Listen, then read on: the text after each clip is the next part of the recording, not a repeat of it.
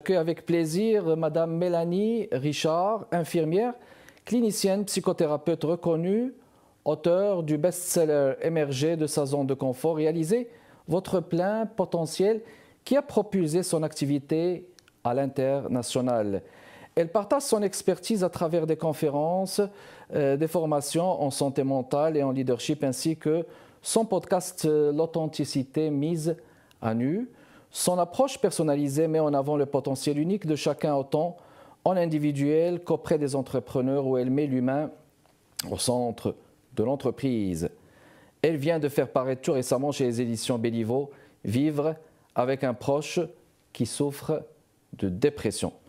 Madame Mélanie Richard, je vous souhaite la bienvenue parmi nous. Merci beaucoup. Enchantée, un grand merci pour cette invitation, j'apprécie. Ça fait plaisir. Voilà votre livre Vivre avec un proche qui souffre de dépression, paru chez les éditions Béliveau, Mélanie Richard, avec un préface du docteur Florent Chanut, psychiatre aussi. Alors, dans un premier temps, la première question là qui revient de manière générale, c'est sur la dépression, parce que les gens, ils savent ce que c'est que la dépression, mais on n'approfondit pas le concept là. Comment est-ce que vous pouvez le définir de votre point de vue de clinicienne et de psychothérapeute? En fait, je suis heureuse que vous m'offrez cette opportunité-là parce que je trouve qu'encore aujourd'hui, en 2025, il y a beaucoup de stigmatisation. La stigmatisation vient justement de manque de connaissances, justement parce que c'est pas que c'est peu connu, mais il y a encore beaucoup de jugements par rapport à ça. C'est pas quelque chose qu'on voit la dépression comme un bras cassé, on le met dans le plâtre quelque temps, puis après tout est correct. Donc la dépression, il y a vraiment, pour avoir un diagnostic, il y a vraiment des éléments à pouvoir, en fait, à répondre. Mais il faut que ça soit sur une durée d'au moins 2 semaines consécutives. Donc, il va y avoir la tristesse, il va y avoir, au niveau du sommeil, ça va être affecté. Soit on va dormir trop, pas assez. L'alimentation peut aussi être affectée. Au niveau de l'humeur, donc, ça va être difficile aussi. Au niveau de l'énergie, les gens vont souvent dire, écoute, je dors, mais je me lève, j'ai toujours pas d'énergie. C'est lourd dans ma tête, au niveau des pensées aussi. Donc, pour ne nommer que cela, chaque personne, c'est un peu différent. Il y a différents niveaux hein, aussi, parce que la dépression, il y a différents niveaux. On peut être en dépression légère, modérée Oui. ou sévère. C'est sûr, l'idéal, c'est de s'en rendre compte le plus rapidement pour ne pas se rendre en dépression sévère. Puis, je lance juste quelques éléments comme ça, puisqu'il faut quand même un diagnostic avec un médecin. Puis, je dirais surtout aux gens, quand vous ne vous reconnaissez pas, quand vous trouvez justement, pas juste une journée ou deux, là, donc ça, on appelle ça la déprime, c'est normal dans le sens que ça peut arriver à n'importe qui d'avoir une journée, 2 jours, 3 jours, on se sent déprimé, ça va moins bien, tout est plus difficile, tout est plus lourd. Donc, mais c'est aussi un symptôme de dépression. Donc, c'est vraiment au moins 2 semaines consécutives au niveau des symptômes. Très bien, parfait. Alors, je vais montrer encore cette page couverture. Là, c'est bien vous-même avec votre maman que vous avez accompagnée Avec ma pendant... mère. Oui, exactement, qui était une période critique, on va dire. Euh, Là, ce que je veux vous dire, c'est que vous avez vécu avec elle cette période. C'était une période très sensible pour vous. Qu'est-ce que vous avez retenu justement de cette période d'accompagnement sensible et quel est l'enseignement que vous en avez tiré, Mme Richard? En fait, à ce moment-là, moi, j'étais en pleine adolescence. J'avais 13 ans quand ma mère a eu le diagnostic de dépression. Puis, à ce moment-là, c'était vraiment, on n'en parle pas. Hein, donc, c'était quelque chose qu'on gardait sous silence.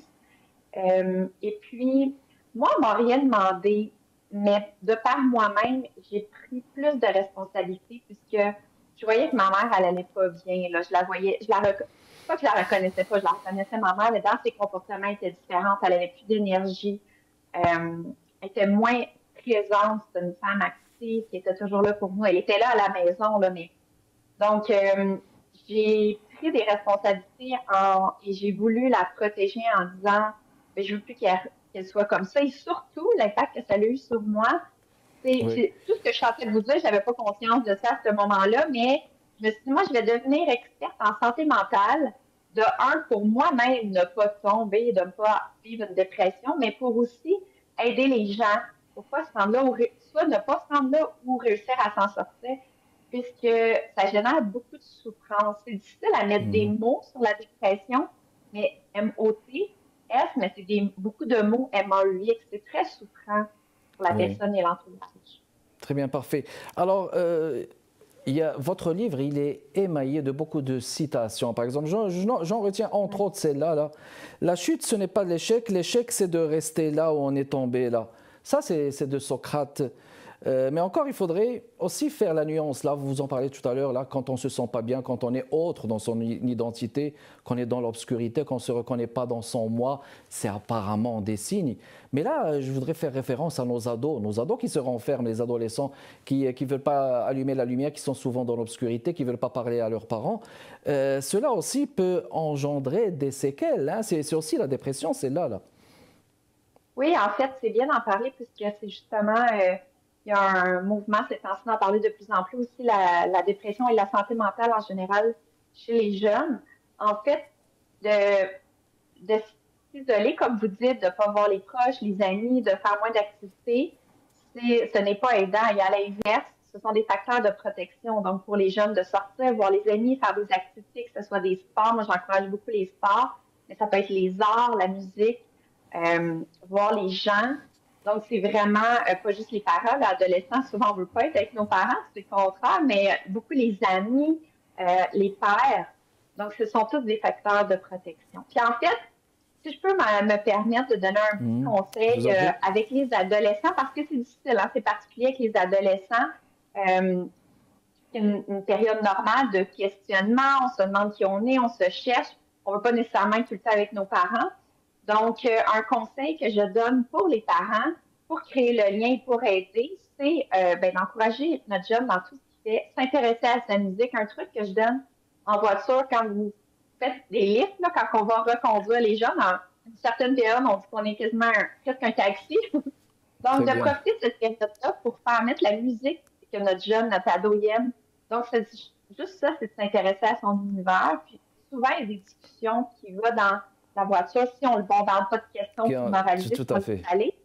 Oui. Et un facteur de protection aussi qui a été prouvé scientifiquement super important au niveau des ados, si je parle des idées suicidaires, un facteur de protection, c'est d'avoir un repas, donc de prendre le temps de manger, par exemple le souper le soir, en famille, assis à la table, pas de cellulaire, pas de télévision. Puis Ça même pourrait si avoir, ça pourrait avoir des conséquences positives. Écoutez, on va juste faire une pause et on va relancer la discussion avec vous. Madame Mélanie Richard, qui est mon invitée de ce jeudi, mesdames et messieurs, auteur de Vivre avec un proche qui souffre de dépression chez les éditions Béliveau. On vous revient tout de suite.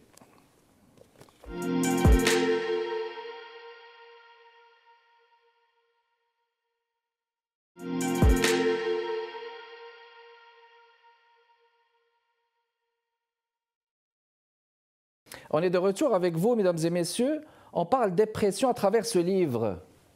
Vivre avec un proche qui souffre de dépression avec mon invité de ce jeudi, Madame Mélanie Richard, chez Agora, toujours à ici Télévision, mesdames et messieurs.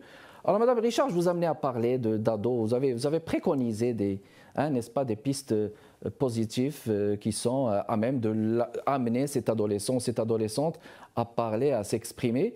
Et j'ose présumer que c'est toujours bien, au lieu de prodiguer, de donner des conseils, là, tout le temps, fais ceci, fais pas cela, ben, de rentrer, de considérer l'ado comme étant un adulte aussi, c'est une belle approche. oui, et puis en fait, c'est ce que tout humain on a besoin, d'avoir un espace, un moment où est-ce qu'on se sent entendu et reconnu dans ce qu'on vit, autant dans Exactement. nos émotions que nos perceptions d'une situation. Exactement. Alors, bon, je retiens à la page 56 certaines caractéristiques là, de la dépression. La dépression, là, vous citez, vous dites la dépression se caractérise par la présence de 5 symptômes parmi les 9 suivants. Là, je les cite brièvement, là, si vous permettez. Humeur Oui, bien dépressive sûr. quasi permanente définie par un sentiment de tristesse ou de vide, diminution significative ou perte d'intérêt de plaisir pour tout, perte ou gain de poids significative, insomnie ou hypersonie, pardon, fatigue ou perte d'énergie, agitation ou ralentissement psychomoteur, Sentiment de dévalorisation, diminution de l'attitude à penser ou à se concentrer, pensée de mort ou idées suicidaires. Ben, c'est vrai que ce sont, n'est-ce pas, que ce sont des symptômes de dépression, mais c'est aussi valable pour l'homme et la femme. Là, il n'y a pas de nuance à faire à ce niveau. J'ajouterais, oui, il y a une petite nuance à faire, OK. si vous me le permettez. Mhm. En fait, une spécificité au niveau des hommes, ce n'est pas. Puis d'ailleurs, juste avant que je continue, je vous remercie d'avoir pris le temps de citer les symptômes, puisque vous me l'avez demandé au Je vous en départ prie. du entretien. Puis j'ai essayé d'être de manière vague, à essayer d'utiliser des termes plus que monsieur et madame tout le monde va se reconnaître, puisque je souhaite de tout cœur que si quelqu'un écoute l'émission et qui ne sait pas qu'il a dépression, mais qui ne se comprend plus, ben, OK. ça résonne en soi, puis ils disent, oh, il y a peut-être quelque chose, puis aller consulter. Donc, Exactement. je trouve que ça a été plus vague au départ. Maintenant, on va avec les symptômes Mhm. précis. Ce que j'allais dire par rapport aux hommes, ce n'est pas tous les hommes, mais je crois que c'est important de spécifier que parfois, chez certains hommes, la tristesse, qui est un des symptômes de la dépression, au lieu que ce soit ça qui paraît plus en avant, parce que c'est quelque chose qui est assez présent, ça va être plus l'agressivité, la colère. Donc, je crois que c'est important de le nommer, puisque ça arrive souvent dans mon bureau qu'il y a un homme qui va entrer et va dire, je me comprends pas, j'ai pété une coche, ou je suis en colère, je suis impulsif, mais il est là puis il m'explique, mais c'est pas moi, là. Puis, c'est effectivement, là, je suis pas en train de dire que toute personne violente est en dépression, c'est pas ça du tout, ni de dire que c'est correct, mais juste que si c'est un changement de comportement. L'homme, la personne n'est pas comme ça habituellement, mais de se poser la question parce que ça peut être un symptôme de la dépression. Donc, Donc, puisque les hommes, oui, allez-y.